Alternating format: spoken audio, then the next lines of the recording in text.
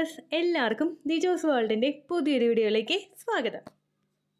Pregnant ആകുന്ന സമയത്ത് ഒരു സ്ത്രീക്ക് ഒരുപാട് ലക്ഷണങ്ങൾ ഉണ്ടാകും. വിവിധങ്ങളായിട്ടുള്ള നമുക്ക് കൗണ്ട് ചെയ്യാനായിട്ട് പറ്റാത്ത അത്ര തരത്തിലുള്ള പ്രഗ്നൻസി ലക്ഷണങ്ങൾ ഒരു സ്ത്രീക്ക് ഉണ്ടാകാം. ഓരോ സ്ത്രീക്കും അവരുടെ ഫസ്റ്റ് പ്രഗ്നൻസിയും സെക്കൻഡ് പ്രഗ്നൻസിയും തേർഡ് പ്രഗ്നൻസിയും ഇങ്ങനെ ഏതൊക്കെ പ്രഗ്നൻസി സ്റ്റേജിലൂടെ കടന്നു പോകുന്നുണ്ടോ ഈ ഓരോ സമയത്തും വളരെ ഡിഫറെന്റ് ആയിട്ടുള്ള പ്രഗ്നൻസി ലക്ഷണങ്ങൾ ഫേസ് ചെയ്യുന്ന ഒരുപാട് പേരുണ്ട്. നമ്മുടെ ജീവിത രീതിയിലും നമ്മുടെ ഭക്ഷണ രീതിയിലും വന്നിട്ടുള്ള വ്യത്യാസങ്ങൾ കൊണ്ട് പലർക്കും തന്നെ സോകോൾഡ് ആയിട്ടുള്ള പല പ്രഗ്നൻസി ലക്ഷണങ്ങളും ഇപ്പോൾ കാണാനില്ലതാനും ഒരുപാട് വിവിധമായിട്ടുള്ള അല്ലെങ്കിൽ ഒരുപാട് വിവിധങ്ങളായിട്ടുള്ള വിയേർഡായിട്ടുള്ള പ്രഗ്നൻസി ലക്ഷണങ്ങൾ പലർക്കും ഉണ്ടാവാറുണ്ട്. അങ്ങനെയുള്ള 4 പ്രഗ്നൻസി ലക്ഷണത്തിനെ പറ്റിയിട്ടാണ് ഇന്നത്തെ വീഡിയോയിൽ സംസാരിക്കുന്നത് കേട്ടോ. അപ്പൊ നമുക്ക് വീഡിയോ സ്റ്റാർട്ട് ചെയ്യാം. ഓവുലേഷൻ കഴിഞ്ഞതിന് ശേഷം ഇങ്ങനെയുള്ള പ്രഗ്നൻസി ലക്ഷണങ്ങൾ കേൾക്കുമ്പോഴേക്കും എനിക്കിതില്ലല്ലോ എന്ന് ആലോചിച്ച് ടെൻഷൻ ആകുന്നവരാണ് നിങ്ങളെങ്കിൽ ഉറപ്പായിട്ടും നിങ്ങൾ ഈ വീഡിയോ കേൾക്കണ്ട കേട്ടോ. കാരണം നിങ്ങളുടെ സ്ട്രെസ് ഇൻക്രീസ് ചെയ്യാൻ മാത്രമേ ഈ വീഡിയോ കൊണ്ട് ഉപകാരം ഉണ്ടാവുകയുള്ളൂ. പിന്നെ എന്തുകൊണ്ടാണ് ഇങ്ങനെയുള്ള വീഡിയോസ് ചെയ്യുന്നതെന്ന് വിചാരിച്ചു കഴിഞ്ഞാൽ നമ്മുടെ ശരീരമാണ് നമ്മുടെ ഏറ്റവും ബെസ്റ്റ് ഫ്രണ്ട്. നമുക്ക് ഏതെല്ലാം ചേഞ്ചസ് നമ്മളുടെ ശരീരത്തിൽ കാണാനായിട്ട് സാധിക്കുന്നുണ്ടോ അങ്ങനെ ഒരു അഡ്വാൻസ്ഡ് ആയിട്ടുള്ള ഒരു കെയർ നമുക്ക് ശരീരത്തിൽ കൊടുക്കാനായിട്ട് സാധിക്കും. അതിനു വേണ്ടിയിട്ടാണ് ഇത്തരത്തിലുള്ള വീഡിയോസ് ചെയ്യുന്നത്. ഒരുപാട് പേര് പ്രിമെൻസ്ട്രൽ സിംറ്റംസ് വെച്ചിട്ടും ഇറഗുലർ പീരീഡ്സ് വെച്ചിട്ടും PCOD വെച്ചിട്ടും മുൻപോട്ട് പോകുന്നവരുണ്ട്. അവർക്കൊക്കെ പ്രഗ്നൻസി ആകുന്നതിന് മുൻപുണ്ടാകുന്ന ആ തരത്തിലുള്ള ലക്ഷണങ്ങളായിരിക്കും പീരീഡ്സ് ആകുന്ന സമയത്തും ഉണ്ടാകുന്നത്. എന്നാൽ ഇതിനെപ്പറ്റി അറിവില്ലാതെ പ്രഗ്നൻസിയുടേതാണോ പീരീഡ്സിന്റേതാണോ എന്ന് കൺഫ്യൂസ്ഡ് ആകുന്നവരും ചിലപ്പോൾ പ്രഗ്നൻസി ആയ ലക്ഷണങ്ങൾ കണ്ടിട്ട് പീരീഡ്സ് ഇൻഡ്യൂസ് ചെയ്യാൻ വേണ്ടിയിട്ട് ഒരുപാട് കാര്യങ്ങൾ ചെയ്തിട്ട് ആ പ്രഗ്നൻസി നഷ്ടമായി പോയിട്ടുണ്ട് ഒരുപാട് പേരുണ്ട്. അങ്ങനെയുള്ളവർക്കൊക്കെ ഒരു അവയർനെസ് എന്നുള്ള രീതിക്കാണ് ഇങ്ങനെയുള്ള വീഡിയോസ് ചെയ്യുന്നത് കേട്ടോ. അപ്പൊ നിങ്ങൾ ജസ്റ്റ് ഇത് കേൾക്കുക, മൈൻഡിൽ നിന്ന് നിങ്ങൾ വിടുക, ശരീരം നിങ്ങൾ പൂർണ്ണമായും ശ്രദ്ധിക്കുക കേട്ടോ. അപ്പൊ നമുക്ക് വീഡിയോ സ്റ്റാർട്ട് ചെയ്യാം. ഇവിടെ സംസാരിക്കാനായിട്ട് പോകുന്നത് നമ്മുടെ ബോഡിയിൽ ഉണ്ടാകുന്ന ഡിസ്കംഫർട്ട് ആയിട്ടുള്ള ഇച്ചിങ്ങിനെ പറ്റിയിട്ടാണ്. പ്രഗ്നൻസി ഒരു സ്ത്രീക്ക് ചൊറിച്ചിലുണ്ടാക്കുമോ എന്ന് ചോദിച്ചു കഴിഞ്ഞാൽ തീർച്ചയായിട്ടും ഉണ്ടാകും. പ്രഗ്നന്റ് ആകുമ്പോൾ ഓൾ ബോഡി അതായത് നമ്മളുടെ ശരീരത്തിന്റെ ഓരോ ഭാഗവും ചൊറിച്ചിലുണ്ടാകുന്നതും ഡിഫറെന്റ് ആയിട്ടുള്ള ബോഡി പാർട്സിൽ ചൊറിച്ചിലുണ്ടാകുന്നതും നോർമൽ ആയിട്ടുള്ള കാര്യമാണ്. ഏറ്റവും കൂടുതൽ നമുക്കിങ്ങനെ ഉണ്ടാവാനായിട്ടുള്ള കാരണം ഹോർമോൺ ചേഞ്ചസ് ആണ്. പെട്ടെന്നൊരു ഹോർമോൺ ചേഞ്ച് നിങ്ങളുടെ ശരീരത്തിൽ ഉണ്ടാകുമ്പോഴേക്കും അതുമായിട്ട് പൊരുത്തപ്പെടാനായിട്ട് നമ്മുടെ ശരീരത്തിന് ടൈം എടുക്കും. ഇങ്ങനെ ഉണ്ടാകുന്ന ഒരു ഹോർമോൺ ചേഞ്ച് കൊണ്ട് അതായത് പ്രഗ്നന്റ് ആകുമ്പോൾ സ്ത്രീ ശരീരത്തിൽ കൂടുന്ന oestrogen hormone, progesterone hormone, HCG hormone ഇങ്ങനെയുള്ള ഹോർമോൺസിന്റെ ഒക്കെ ഏറ്റക്കുറച്ചിലുകൾ കൊണ്ടും നമുക്ക് ഇത്തരത്തിലുള്ള ബുദ്ധിമുട്ടുകൾ അനുഭവപ്പെടാം കേട്ടോ. അപ്പോൾ ഏറ്റവും ആദ്യത്തെ റീസൺ ആണ് ഹോർമോൺ ചേഞ്ച്. രണ്ടാമത്തേതെന്ന് പറയുന്നത് ബ്ലഡ് വോളിയം ഇൻക്രീസ് ആകുന്നതാണ്. പ്രഗ്നന്റ് ആകുന്ന സമയത്ത് ഒരു 30 to 40% വരെയും നോർമലിനെ അപേക്ഷിച്ച് ബ്ലഡ് സർക്കുലേഷൻ കൂടാറുണ്ട്. ഫെർട്ടിലൈസ്ഡ് ആയിട്ടുള്ള എഗ്ഗിനെ നറിഷ് ചെയ്യുന്നതിന് വേണ്ടി മാത്രമല്ല നമ്മളുടെ ശരീരത്തിലെ ഓരോ അവയവത്തിനെയും ആ ഒരു പ്രഗ്നൻസിക്ക് വേണ്ടിയിട്ട് തയ്യാറെടുക്കുന്നതിന് വേണ്ടിയിട്ട് നമ്മളുടെ ശരീരത്തിനെ സപ്പോർട്ട് ചെയ്ത് കൊടുക്കുന്നതിന് ഒന്ന് പ്രിപ്പയർ ആക്കുന്നതിന് വേണ്ടി നമ്മളുടെ ശരീരത്തിലെ ഓരോ ഭാഗങ്ങളിലോട്ടും ആ ബ്ലഡ് സർക്കുലേഷൻ കൂടാറുണ്ട്. ഇതിന്റെ ഭാഗമായിട്ടും നമുക്ക് ശരീരത്തിൽ ചൊറിച്ചിൽ അനുഭവപ്പെടാം.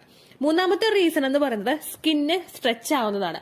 സ്കിന്ന് സ്ട്രെച്ച് ആകുക എന്ന് പറയുമ്പോഴേക്കും നമ്മളുടെ ശരീരം പ്രഗ്നൻസി ആകുമ്പോഴേക്കും ഒന്ന് വലിയാനായിട്ട് തുടങ്ങും. ഏറ്റവും കൂടുതൽ ഈ വലിച്ചിൽ അനുഭവപ്പെടുന്നത് 2 ശരീരഭാഗങ്ങളിലാണ്. ഒന്നാമത്തേത് നമ്മുടെ വയറിന്റെ ഭാഗവും രണ്ടാമത്തേത് നമ്മുടെ ബ്രസ്റ്റിന്റെ ഭാഗവും. അപ്പൊ അതുകൊണ്ട് തന്നെ സ്കിന്ന് സ്ട്രെച്ച് ആകുന്നതും മൂന്നാമത്തെ ഒരു റീസൺ ആണ്. നാലാമത്തെ റീസൺ എന്ന് പറയുന്നത് പ്രഗ്നന്റ് ആകുന്ന സമയത്ത് നമ്മളുടെ ശരീരം കുറെ കൂടി സെൻസിറ്റീവ് ആകും. നമ്മൾ ഉപയോഗിച്ചുകൊണ്ടിരുന്ന അല്ലെങ്കിൽ ഉപയോഗിച്ചുകൊണ്ടിരിക്കുന്ന സോപ്പ്, പെർഫ്യൂംസ്, ലോഷൻസ് ഇങ്ങനെയുള്ള മറ്റു പല വസ്തുക്കളും നമുക്ക് പറ്റാതെയായിട്ട് വരും. ഇങ്ങനെയുള്ള സോപ്പിന്റെയൊക്കെ അലർജി കൊണ്ടിട്ട് ചില ആളുകൾക്ക് ഇത്തരത്തിലുള്ള ബുദ്ധിമുട്ടുകൾ, സ്കിന്നിൽ ഇച്ചിങ് ഉണ്ടാകാം, ചൊറിച്ചിലുണ്ടാകാം, റാഷസ് ഉണ്ടാകാം, അങ്ങനെയുള്ള പ്രശ്നങ്ങളൊക്കെ അനുഭവപ്പെടും കേട്ടോ. അപ്പോൾ ഇത്രയുമാണ് റീസൺ എന്ന് പറയുന്നത്, അതായത് അതിന്റെ കാരണം. ഇനി ഏതെല്ലാം ഭാഗങ്ങളിലാണ് ഈ ബുദ്ധിമുട്ടുകൾ ഉണ്ടാവുന്നതെന്ന് നോക്കാം. ഏറ്റവും ആദ്യത്തേത് നമ്മുടെ ബ്രസ്റ്റ് ആയിരിക്കും. പ്രഗ്നന്റ് ആകാനായിട്ട് നമ്മുടെ ആ ഒരു യൂട്രസ് പ്രിപ്പയർ ആവുന്നത് പോലെ തന്നെ ലാക്ടേഷന് വേണ്ടിയിട്ട് നമ്മുടെ ബ്രസ്റ്റും സ്റ്റാർട്ടിംഗ് സ്റ്റേജ് മുതൽ തന്നെ പ്രിപ്പയർ ആകും. ബ്രസ്റ്റിലോട്ടുള്ള ബ്ലഡ് സർക്കുലേഷൻ കൂടുന്നതിന്റെ ഭാഗമായിട്ടും അതുപോലെ തന്നെ ബ്രസ്റ്റ് വളർന്നു തുടങ്ങുന്നതിന്റെ ഭാഗമായിട്ടും നിങ്ങൾക്ക് ബ്രസ്റ്റില് ചൊറിച്ചിൽ അനുഭവപ്പെടാം. അതിന്റെ സ്കിന്ന് വലിഞ്ഞു മുറുകിയിട്ടായിരിക്കും, അതായത് വലിച്ചിലുണ്ടായിട്ടായിരിക്കും സ്കിന്ന് ഒന്ന് വലുതാവാനായിട്ട് തുടങ്ങുന്നത്, ബ്രസ്റ്റ് ഒന്ന് എൻലാർജ് ആകാനായിട്ട് തുടങ്ങുന്നത്. അതിന്റെ ഭാഗമായിട്ട് ബ്രസ്റ്റിൽ നിങ്ങൾക്ക് ചേഞ്ചസ് ഉണ്ടാകും. അതുപോലെ തന്നെ വ്യത്യാസം ഉണ്ടാവുന്ന ബ്രസ്റ്റിലെ മറ്റൊരു ഭാഗമാണ് നിപ്പിൾ എന്ന് പറയുന്നത്.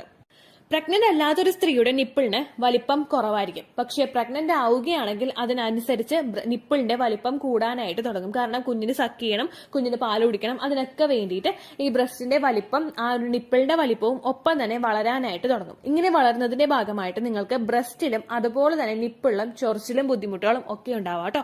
അങ്ങനെയുള്ള സമയത്ത് നിങ്ങൾ ചെയ്യേണ്ട ഒരു കാര്യമുണ്ട്. ഒന്നുകിൽ കോക്കനട്ട് ഓയിൽ ഉപയോഗിച്ചിട്ട് നിങ്ങൾ മസാജ് ചെയ്ത് കൊടുക്കുക, അല്ലെങ്കിൽ ഡോക്ടറെ കൺസൾട്ട് ചെയ്തിട്ട് നല്ലൊരു ബോഡി ലോഷൻ ഉപയോഗിച്ച് നിങ്ങൾ മസാജ് ചെയ്യുക കേട്ടോ.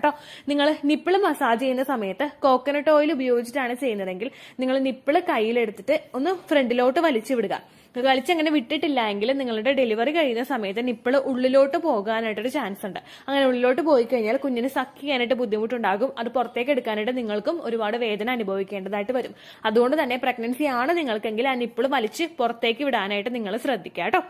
രണ്ടാമത്തെ ശരീരഭാഗം എന്ന് പറയുന്നത് നമ്മുടെ ലോവർ അബ്ഡമൻ ആണ്. വയറ് മുഴുവനായിട്ട് നിങ്ങൾക്ക് ചൊറിച്ചിൽ അനുഭവപ്പെടുന്നുണ്ടെങ്കിലും പ്രഗ്നൻസിയുടെ സ്റ്റാർട്ടിംഗ് സ്റ്റേജിൽ നമുക്ക് ആ ഒരു ബുദ്ധിമുട്ടുണ്ടാകുന്നത് ലോവർ അബ്ഡമൻ ഭാഗത്താണ്, നിങ്ങളുടെ അടിവയറിന്റെ ഭാഗത്താണ്. കാരണം ഏറ്റവും ആദ്യം വളരാനായിട്ട് തുടങ്ങുന്നത് നമ്മുടെ ലോവർ അബ്ഡമൻ പോർഷനാണ്. അടിവയറിന്റെ പോർഷൻ ആയിരിക്കും ആദ്യം വളരുന്നത്. ദെൻ അതിങ്ങനെ സൈസ് കൂടി കൂടി കൂടി കൂടി കുഞ്ഞ് വളരുന്ന അനുസരിച്ചിട്ട് മേപ്പോട്ടേക്കും വലിപ്പം വർദ്ധിച്ചു വരാറാണ് ചെയ്യാറ്. അപ്പോൾ ലോവർ അബ്ഡമൻ ഭാഗം സ്ട്രെച്ച് ആവുന്നതിന്റെ ഭാഗമായിട്ട് നിങ്ങൾക്ക് ഇത്തരത്തിൽ ചൊറിച്ചിൽ അനുഭവപ്പെടാം. ഓൾറെഡി വയറുള്ള ഒരാളാണെങ്കിൽ ആ ഒരു ചൊറിച്ചിൽ എളുപ്പത്തിൽ ഉണ്ടാവില്ല. പക്ഷെ അങ്ങനെ ഇല്ല, ഫ്ലാറ്റ് ആയിട്ടുള്ള ടമ്മി ആണെങ്കിൽ നിങ്ങൾക്ക് എളുപ്പത്തിൽ ആ ഒരു ബുദ്ധിമുട്ട് തിരിച്ചറിയാനായിട്ട് സാധിക്കും. സ്ട്രെച്ച് മാർക്സ് ഉണ്ടാവാതിരിക്കാൻ വേണ്ടിയിട്ട് അവിടെയും നിങ്ങൾ ലോഷൻ ഉപയോഗിച്ച് മസാജ് ചെയ്യുക, അല്ലെങ്കിൽ കോക്കനട്ട് ഓയിൽ ആണെങ്കിലും നിങ്ങൾ ഒലീവ് ഓയിൽ ആണെങ്കിലും നിങ്ങൾ അപ്ലൈ ചെയ്ത് കൊടുക്കുക കേട്ടോ. മൂന്നാമത്തേന്ന് പറയുന്നത് ലെഗാണ്. നമ്മുടെ കാലിലെ മുട്ടിന് കീഴ്പോട്ടുള്ള ഭാഗത്തായിരിക്കും നമുക്ക് ഏറ്റവും കൂടുതൽ ചൊറിച്ചിൽ അനുഭവപ്പെടുന്നത്. ബ്ലഡ് സർക്കുലേഷൻ കൂടുന്നതിന്റെ ഭാഗമായിട്ടാണ് ഇത്തരത്തിലൊരു ചൊറിച്ചിൽ നിങ്ങൾക്ക് അനുഭവപ്പെടുന്നത് കേട്ടോ. അല്ലാതെ അവിടെ ഒരു ഭാഗത്ത് സ്ട്രെച്ചിങ് ഒന്നും നമുക്ക് സ്കിന്നിൽ ഉണ്ടാവില്ലല്ലോ.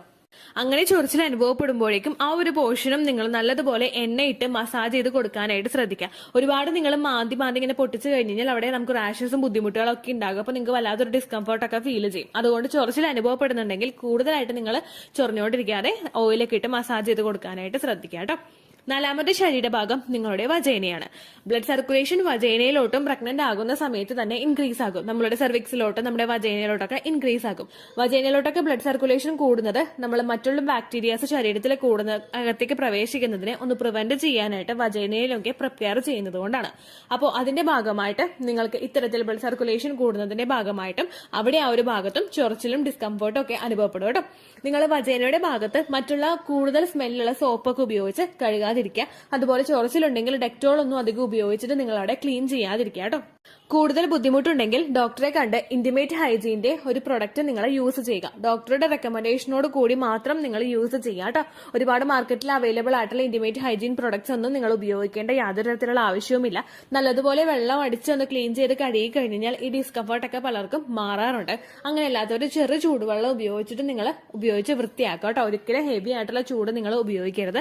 പിന്നെ ബുദ്ധിമുട്ടുണ്ടെങ്കിൽ നിങ്ങൾ ഡോക്ടറോട് പറയുക. അതുപോലെ തന്നെ പ്രഗ്നന്റ് ആകുന്ന സമയത്തും നിങ്ങൾക്ക് വജൈനയിൽ ഈസ്റ്റ് ഇൻഫെക്ഷൻ ഉണ്ടാവാനായിട്ട് ചാൻസസ് കൂടുതലാണ്. ഈസ്റ്റ് ഇൻഫെക്ഷൻ വരുമ്പോഴും നിങ്ങൾക്ക് ഇത്തരത്തിലുള്ള ബുദ്ധിമുട്ടുകൾ ഉണ്ടാകും. അതും ഡോക്ടറോട് ചോദിച്ചിട്ട്. പണ്ടത്തെ വീഡിയോയ്ക്ക് കമന്റ്സ് ഇടുന്നവർക്ക് റിപ്ലൈ കിട്ടുന്നില്ലെങ്കിലോ, നമ്മൾ തമ്മിൽ ഓൾറെഡി ഒരു കോൺവെർസേഷൻ ഉണ്ടായിട്ടും അതിന്റെ കണ്ടിന്യൂഷൻ ആയിട്ട് നിങ്ങൾക്ക് റിപ്ലൈ കിട്ടിയിട്ടില്ലെങ്കിലോ, ലേറ്റസ്റ്റ് ആയിട്ട് ഞാൻ ഏത് വീഡിയോ ആണ് അപ്ലോഡ് ചെയ്യുന്നത് അതിന് താഴെ കമന്റ് ഒന്ന് കോപ്പി പേസ്റ്റ് ചെയ്യാനായിട്ട് ശ്രദ്ധിക്കുക കേട്ടോ. അതുപോലെ ഓവുലേഷൻ ഡേറ്റ് കാൽക്കുലേറ്റ് ചെയ്ത് തരാനായിട്ട് റിക്വസ്റ്റ് ചെയ്യുന്നവർ എത്രയാണോ നിങ്ങളുടെ കൃത്യം സൈക്കിൾ ലെങ്ത് അത് മെൻഷൻ ചെയ്യാനായിട്ട് ശ്രദ്ധിക്കുക. സൈക്കിൾ ലെങ്ത് എന്നതുകൊണ്ട് ഉദ്ദേശിച്ചത് ഓരോ മാസവും എത്ര ദിവസം കൂടുമ്പോഴാണോ ബ്ലീഡിങ് വരുന്നത് അതിനെയാണ് കേട്ടോ ഉദ്ദേശിച്ചത്. അതായത് ജനുവരിയിൽ നിങ്ങൾക്ക് ഒരു 1-ാം തീയതിയാണ് ബ്ലീഡിങ് വന്നതെങ്കിൽ, ഫെബ്രുവരിയിൽ നിങ്ങൾക്ക് 2-ാം തീയതിയാണ് ബ്ലീഡിങ് വരുന്നതെങ്കിൽ, ജനുവരി 1-നെ ഡേ 1 ആയിട്ടെടുത്ത് ഫെബ്രുവരി 2 വരെ എത്ര ദിവസമുണ്ടോ അത് എണ്ണി പറയുന്നതാണ് സൈക്കിൾ ലെങ്ത് എന്നതുകൊണ്ട് ഉദ്ദേശിച്ചത് കേട്ടോ.